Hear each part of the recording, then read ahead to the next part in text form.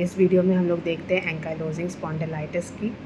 Okay, तो ankylosing spondylitis का जो रेशियो होता है मेल इज़ टू फीमेल वो 3:1 होता है। एक्सियल इन्फ्लेमेटरी, ये मैंने आपको पहले बताया था कि ये बैक पेन के साथ एसोसिएटेड होता है। इकलौता सीरोनेगेटिव आर्थ्रोपैथी जिसमें एक्सियल इन्वॉल्वमेंट होगा वो हमारा एंकाइलोजिंग स्पॉन्डिलाइटिस होगा। ओके, तो एक्सियल इन्फ्लेमेटरी स्पॉन्डाइलो आर्थ्रोपैथी मतलब हमारा वर्टिब्रा जो हमारा न्यूक्लियस पल्पोसस है, ओके, वहाँ पे कुछ हम लोग देखेंगे चेंजेस होता है। आगे हम लोग बात करेंगे उसके बारे में। फ़िलहाल के लिए अभी इतना ही देखते हैं हम लोग कि यहाँ पे एक्सियल इन्फ्लेमेटरी स्पॉन्डाइलो आर्थ्रोपैथी होता है। वहाँ पे क्या होता है ना कि बैम्बू स्पाइन का फॉर्मेशन हो जाता है, जिसकी वजह से पेशेंट को बहुत ज़्यादा पेन होता है, अनबियरेबल पेन होगा उसका लोअर बैक में। ओके, तो ये सारी चीज़ हम लोग को यहाँ देखने को मिलेगा।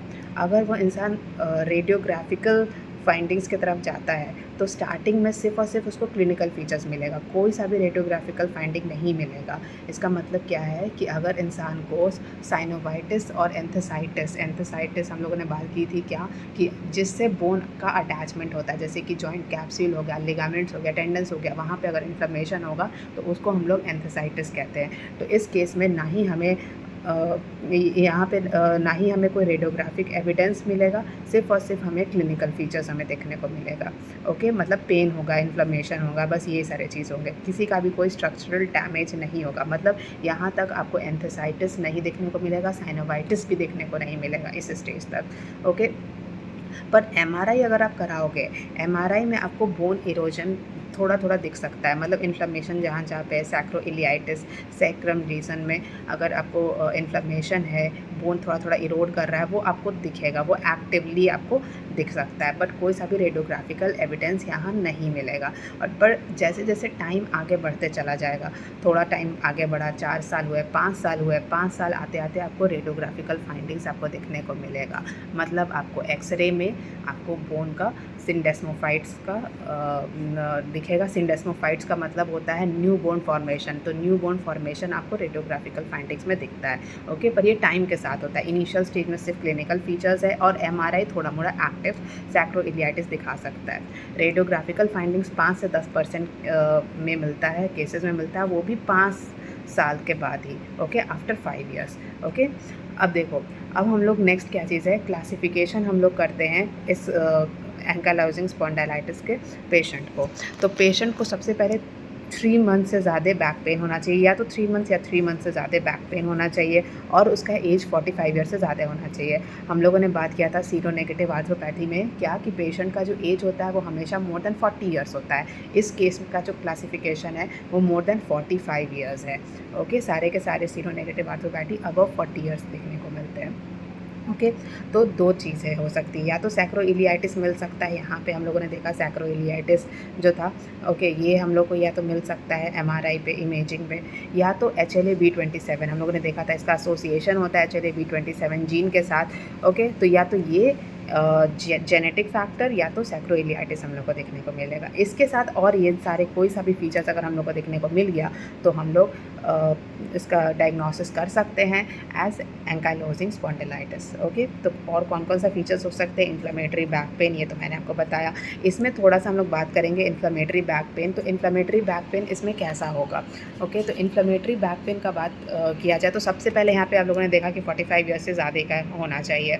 ओके, और साथ ही साथ 3 मंथ्स टाइम से ज़्यादा होना चाहिए। क्रोनिक बैक पेन यानी कि होना चाहिए, 3 मंथ से ज़्यादा होगा तो वो क्रोनिक कहलाएगा।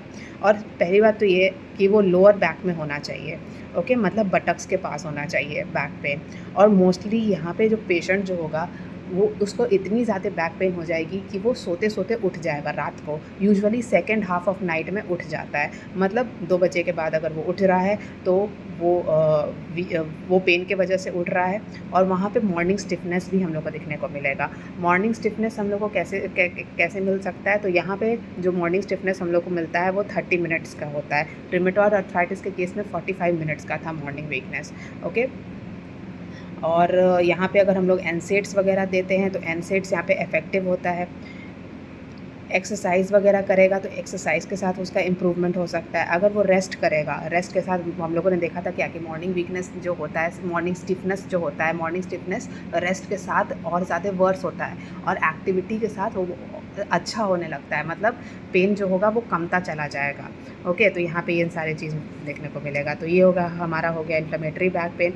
आर्थराइटिस देखने को मिलेगा, एंथेसाइटिस देखने को मिलेगा, डेक्टिलाइटिस देखने को मिलेगा, सोरियासिस हम लोग को देखने को मिल सकता है, यूवीआइटिस हम लोगों ने बात की थी। यूवीआइटिस एंटीरियर एक्यूट यूवीआइटिस जो होता है वो हमारा एंकालाइजिंग स्पॉन्डिलाइटिस का कैरेक्टरिस्टिक फीचर्स है। ओके, जबकि रूमेटॉइड आर्थराइटिस में हम लोग का केराटोकंजक्टिवाइटिस सिक्का था, एपिस्क्लेराइटिस था और स्क्लेराइटिस था। क्रॉन्स डिजीज़ और अल्सरेटिव कोलाइटिस, ये जो है ये हमारा इन्फ्लेमेटरी बाउल डिजीज़ के अंदर आता है। एनसेड्स का गुड रिस्पांस होता है, HLA-B27 पॉजिटिव होता है, ये सब आपको मालूम है। फैमिली हिस्ट्री होगा, जीन है, जेनेटिक एसोसिएशन होता है, CRP रेज्ड होगा।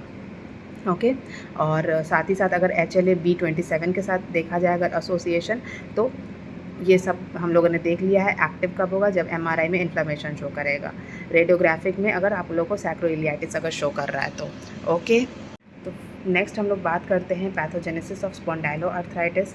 तो पैथोजेनेसिस जानने से पहले हम लोग फैक्टर्स देखते हैं कि कौन कौन सा फैक्टर्स रिस्पॉन्सिबल होता है स्पॉन्डाइलोआर्थराइटिस के लिए। तो ये सारे फैक्टर्स होते हैं, ये रिस्पॉन्सिबल होंगे हमारा स्पॉन्डाइलोआर्थराइटिस के पैथोजेनेसिस के लिए। तो सबसे पहले होता है इंटरल्यूकिन 22, ये बोनी प्रोलिफरेशन कराता है।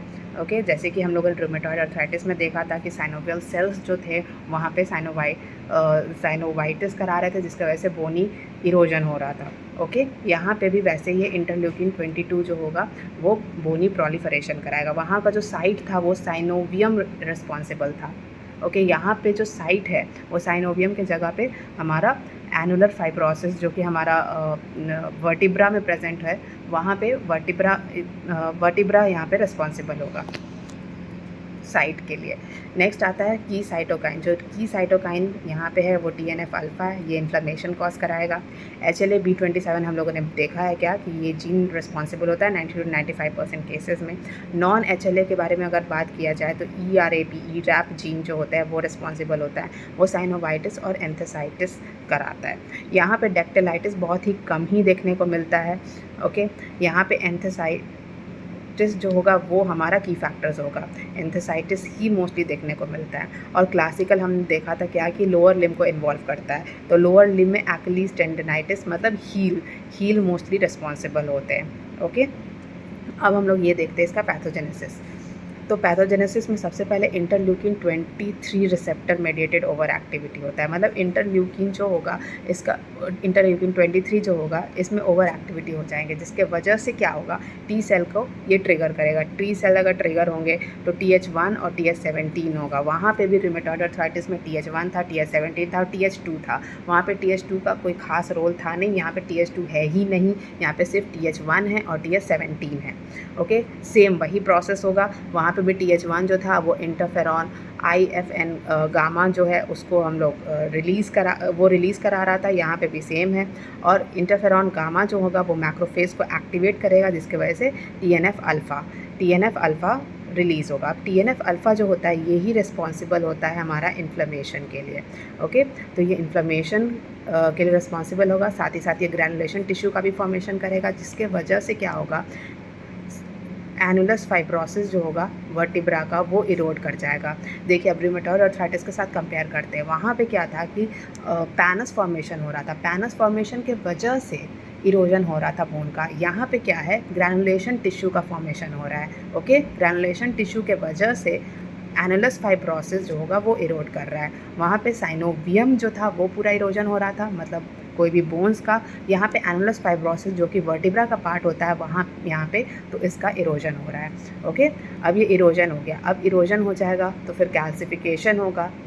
ओके, कोई भी चीज़ जैसे इरोड हो गया मतलब वो डिस्ट्रॉय होता है, तो बॉडी क्या करता है, उसको रिस्पॉन्स में या तो फाइब्रोसिस कराएगा या तो कैल्सिफिकेशन कराएगा। यहाँ पे भी कैल्सिफिकेशन होगा। ओके, कैल्सिफिकेशन हो जाएगा तो सिनडेस्मोफाइट फॉर्मेशन होगा। सिनडेस्मोफाइट का मतलब नया बोन, न्यू बोन्स बनने शुरू कर जाएंगे। ओके, तो ये एक तरीके का ऑस्टियोफाइट, हमें ऐसा लगेगा क्या कि ये ऑस्टियोफाइट है, बट एक्चुअल में ये ऑस्टियोफाइट नहीं होता है। मतलब यहाँ पे कोई बोन का फॉर्मेशन नहीं हो रहा है, ये तो एक तरीके का डिजीज़ है, ये तो एक तरीके का पैथोलॉजी है। तो इसलिए हम लोग इसको ऑस्टियोफाइट ना करके वर्टिकल ऑस्टियोफाइट्स कहते हैं। ओके, और इसमें क्या होगा, जब नया बोन का फॉर्मेशन हो जाएगा तो एक वर्टिब्रा दूसरे वर्टिब्रा पे ग्लाइड करेगा। दोनों बोन जैसे आपस में बन गए हैं तो एक दूसरे पे वो ग्लाइड करेंगे, तो यहाँ पे भी वही ग्लाइड होगा, मतलब एक वर्टिब्रा दूसरे वर्टिब्रा पे।